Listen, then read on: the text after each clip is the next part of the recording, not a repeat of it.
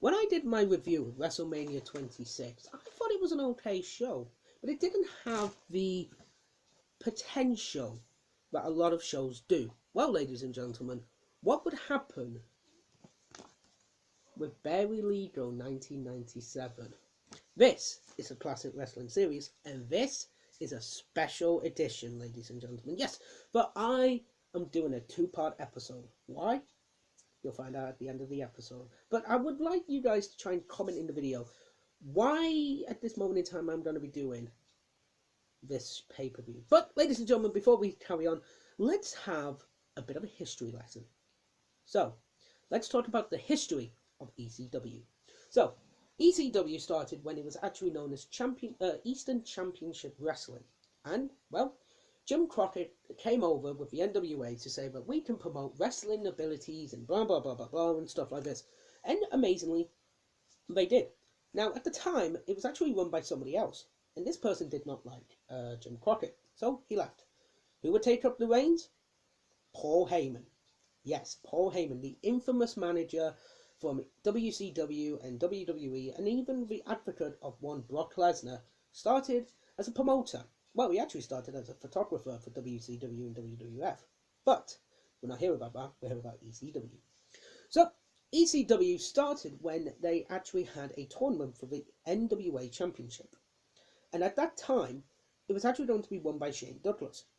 But Shane wasn't happy with the way that the Jim Crockett Promotions, again, this is all done on research, was not really happy with Jim Crockett and wanted to stand alone. And this is also the vision that that also Paul Heyman had. Paul Heyman had the idea that he wanted to promote young up-and-coming talent. Jim Crockett wanted to put focus on the old timers. So, the infamous promo. Shane Douglas wins the championships and starts talking about the greats of Barry Windham, Harley Race, Dusty Rhodes, and Ric Flair. At this moment in time, Ric Flair and, well, Shane Douglas didn't like Ric Flair. For reasons, I don't know. But apparently he didn't like Ric Flair. So now, at this moment in time, he actually looks up to the skies, says to his dad, this is about to go down, throws the championship down, the NWA championship down, and proclaims the new ECW championship. Eastern Championship Wrestling was known as the Extreme Championship Wrestling.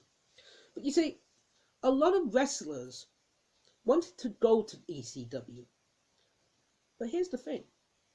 Many wrestlers we know today, Rey Mysterio, Dean Malenko, Eddie Guerrero, Chris Benoit, Juventud Guerrero, Rick Rude, Jake the Snake Roberts, Jimmy Superfly Snuka, and many, many more were actually in ECW.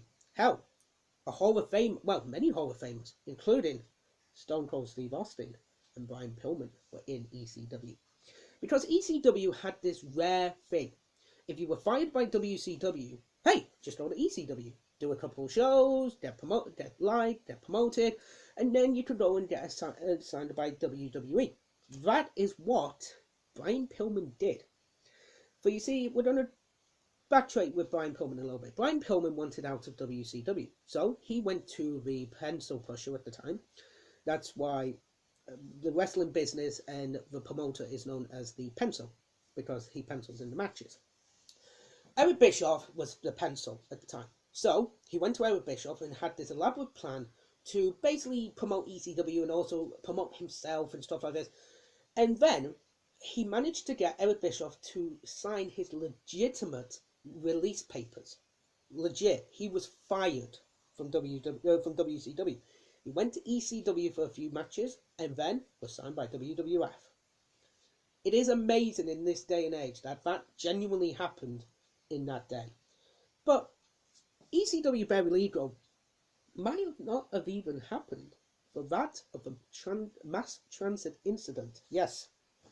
Many people don't know about the mass transit incident when it comes to ECW. So I'm giving you guys the brief history of ECW before and after this pay-per-view, literally. So, a wrestler under the age of 18 went to Paul Heyman and said, "Hey, you haven't got an extra wrestler. I've been professionally trained. Let me in the match." And stupidly, Paul Heyman said yes. One of the wrestlers in this match was a man by the name of New Jack. and he pretty much busted this kid open. So much so that there was actually a lawsuit by the 17-year-old's family. But New Jack was actually let go because he was actually he agreed. The 17-year-old agreed to do the spot, so he was let off. A lot of and this bit has been swindled by many people, but some pay-per-view owners didn't want to run the pay-per-view, and a few of them did. So, Barry Legal, 1997. I've given you guys the briefest of histories of this lesson. Legit. I've given you the briefest of histories. So, let's talk about the pay-per-view. So, show opens up with Joey Styles. Okay, he's the voice of ECW. Literally, he is the equivalent of Jim Ross in ECW. He was a one-man show, and my God, when it was this, it was amazing. Joey Styles had me hooked from the moment he came on the screen. It was amazing. And then the Dudley Boys, who nearly started a riot, because the Dudley Boys were they were just the bastard heels, and they loved it. I could go into the history of the Dudley Boys. I'm not going to do that because there's so many different members and so many. Anyway, then we had the Barry Legal opening, which is basically just the normal size opening of ECW. Then we had a Joe Gertner promo. The quintessential stud muffin. This guy, this fat bastard wouldn't have got pussy in a day. this guy was funny. I'll admit that. Joe Gertner is a good guy and a funny guy. So next up, we had got the ECW Championship match, Tag Team Championships. The Dudleys versus the Eliminators, with Perry Saturn and Krona taking on Ray Dudley and Devon Dudley. This match was an okay match. Not the flippy style, but basically it was just a way to get over the Eliminators and get over the fact of a high-octane tag team title change. So the Eliminators win the match after a lot of tag team moves and a lot of tag team finishers. And it was for an opener, it was a good opener, I thought. Next up, we had a Sandman and a Chris Candido promo. I always forget about Chris Candido because, my God, this guy was fucking amazing in the ring. He was one of these wrestlers that was really good, and another wrestler that also went to ECW, WCW, and WWF, amazingly. Then we had Rob Van Dam versus Lance Storm. This match was really good. As a first-time match, I thought it was really good. But there was two really bad chair shots. Now, apparently, Lance Storm didn't want to do the chair spots. So he actually did them really bad, so then he wouldn't have to do them again.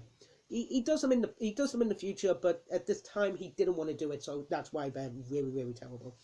But on the whole, the match was a good match, I thought. Then we have a Rob Van Dam promo, basically when he's talking about he's better than WWE, WWF. He should be there. He should be in WCW. To my recollection, I think he was never in WCW, but I could be wrong on that one. Next up, we had an international six-man tag. This was amazing. We had the Great Suzuki, Gran Hamada, and oh god, if I butchered this name, I'm so sorry. Masanoto Yamaguchi, which is pretty cool. Terry versus Terry Boy, Dick Congo, and Taka Michinoku of the International Blue World Order. The hell? The Blue World Order had an international version. Yes, they did. They actually, in, I think it was New Japan Pro Wrestling, they had about 7 or 8 members, and they would actually do a spot, a pyramid spot where they do that, and they actually did it with like 7 or 8 members. It was pretty amazing.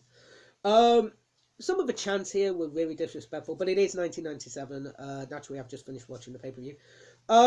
This was I thought this was a good match. As a 6-man tag and international rules, this was really good. A lot of high-octane spots, a really good showing from all 6 men. And yeah, if I recall, Great Suzuki, Gran Hamada, and Masahiro Yamaguchi got the win.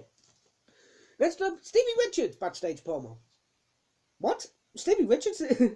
I do enjoy Stevie Richards. I think Stevie Richards is another underrated talent that was really good. I mean, he was brilliant in The Right to Censor, I thought. I thought he was amazing in The Right to Censor as this bastardized bastard. Basically parodying the actual real life trial between the WWF and the actual adults, children. I can't remember what it is, but they were basically being sued by somebody. Next up, ECW World Television title match. Shane Douglas with Francine taking on Pitbull number 2. Surprisingly, a really good match. A kind of good but boring match. I've never particularly liked Shane Douglas as a wrestler, but I thought he was okay here. Pitbull number 2. So basically, the story going into this is Pitbull number 1. I think his name was Darry Wolf. I'm not entirely sure. Had his neck broken. But he would actually be doing pay-per-views, wrestling shows before and after this pay-per-view. Who knew? So he was actually, his neck was okay. So he would basically be doing wrestling shows, but they wanted to build up the fact that I think it was Shane Douglas who broke his neck, and stuff like this. And yeah, it was pretty much one of these things. It was an okay match. Shane Douglas gets the win. He then cuts the promo, and then literally we get a surprise in Rick Rude. What the hell? Rick Rude in ECW. One of the only a wrestler, again, who was a part of WCW, ECW, and WWF. I mean, my God, this man was amazing. And then we had a Raven promo. I love Raven promos, but this one was too fucking long, I thought. Then, ECW grudge match. Taz with Bill Alfonso versus Sabu. My God, these guys did not let up. I think Sabu broke his jaw in this match or something like that. It was fucking hardcore. It was a fucking brutal match. But it was a damn good match. Now, up until this point, Joey Styles had done this pay-per-view solo. After the Taz post-match promo, where he basically challenges Shane Douglas, sorry, Joey Styles introduces Tommy Dreamer with Drew McGillicuddy. Now, here's the thing. Raven and Tommy Dreamer were genuinely at each other's throats. Off-screen, but on-screen, everything was there. Here's the thing. A lot of people don't remember the promo with Drew McGillicuddy, Raven, and Stevie Richards talking about how she was pregnant. And if I've seen from research, she was legitimately pregnant at this time. But she actually says it's Tommy's baby. So at this point, and future on, in fact, I think it was a few weeks after this pay-per-view, I'm not entirely sure, a few months or whatever, they would actually legitimately get married and have children. And at the next show we're doing, we'll see what happens then. So, next up, it's a three-way dance, elimination style. Stevie Richards versus Sandman versus Terry Funk. What on God's green earth is Terry Funk doing in this match? I understand completely that Tommy Dreamer can't wrestle. But why have Terry Funk? Terry Funk is he is a living legend. I naturally get that, but why Terry Funk? I don't get it. But anyway, getting back to this. This was a really good match. A really good showing by Stevie Richards. First man eliminated, which pissed me off. And then the match goes the match has gone really long at this point. The match has gone about for 4 or 5 minutes over or something like that. And literally, they need to do the world title match, which is the main event. So they're having this match to determine who faces Raven for the title. So Terry Funk wins the match, then has to go straight into a match with Raven. Tommy Dreamer gets involved, DDT's Raven, and then Terry Funk wins with the 1-2-3. So at this point, the match is over, everybody's cheering, and it was a really good show, and we leave ECW Barley in 1997 with Terry Funk holding the championship. Now, what would be the fate of ECW? ECW would continuously do pay-per-views for up until about 2001. Well, unfortunately, they lost their TV deal to TNN. They had a TV deal with TNN, and amazingly, Paul Heyman did a shoot promo on them, daring them to take ECW off TV. Amazingly, they did that. They called Paul Heyman's bluff and did shoot ECW in the head. So the problem is with that, you have no TV deal, you have no pay-per-view, you can't promote pay-per-views and live events, you can't promote shows, which is a problem. So ECW was dead in the water. Or so everybody thought. Because, ladies and gentlemen, thanks to a little-known wrestler by the name of Rob Van Dam, in 2005, we would get a one-off show. But off that, we get ECW One Night Stand 2006. Ladies and gentlemen, this is the next review of a classic wrestling series. Guys, thank you very much for watching. Have yourself a fantastic day. I can't even say about that. And guys, thank you for watching.